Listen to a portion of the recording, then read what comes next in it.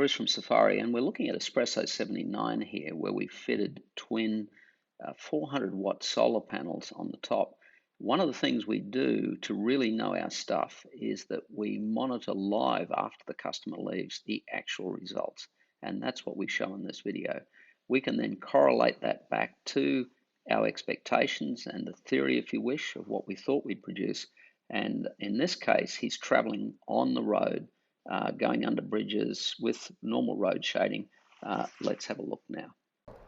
So this has got the new twin 400 watts on, and on the top, and look at this, it started producing 4 watts here just before 7 a.m. In fact, I think it produced 1 watt here at 10 to 7, and it kept producing solar up until, if you tail off here, it's not a lot, but up until 5:20 at night. So that period of time there is nearly a 10, 11 hour run there. And what happened here was it was in float mode here.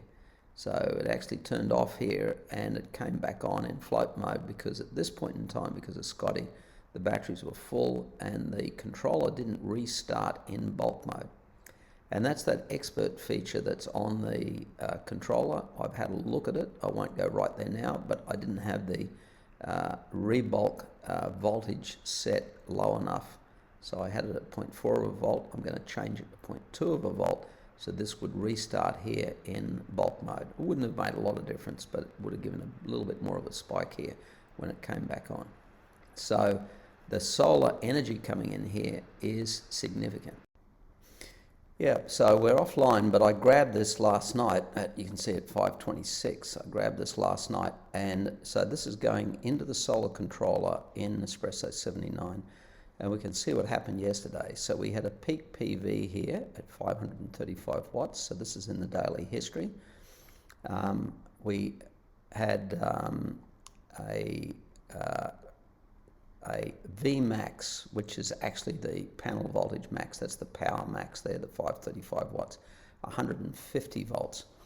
So the two panels that we've got have got a VOC 75.6, so that's pretty close. That's showing 75.3 here. And so just on that, when the solar panels are in the shade early in the morning, just before the sun gets up, the panels will go to a very, very high voltage, no current, but high voltage. So, and also as you go underneath a bridge, the panels will go up in voltage, but low in current. Most people think it's the other way around, but it isn't. The voltage goes sky high until it reaches VOC with no current. Now, and then we've got the 535 as the power. So these are 800 watts. So in the middle of winter, traveling along on a perfectly flat top, we did that much. 535 watts. It's pretty good. Now, yesterday, the total amount of energy that came out of it was 2.53 kilowatt hours. So that's also very, very good. Now, most people are using 3 to 3.5 kilowatt hours in our energy analysis. So you can see that this 800 watts in winter on a flat roof with no other shading, although he was going under bridges and there was shading, did 2.53. So you'd need at least one other panel. You'd need at least 1200 watts, in other words, to get this up close to a sustainable level.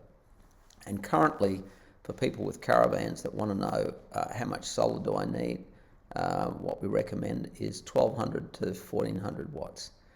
This is the range of the battery voltage. You see the battery voltage went up to 52.76.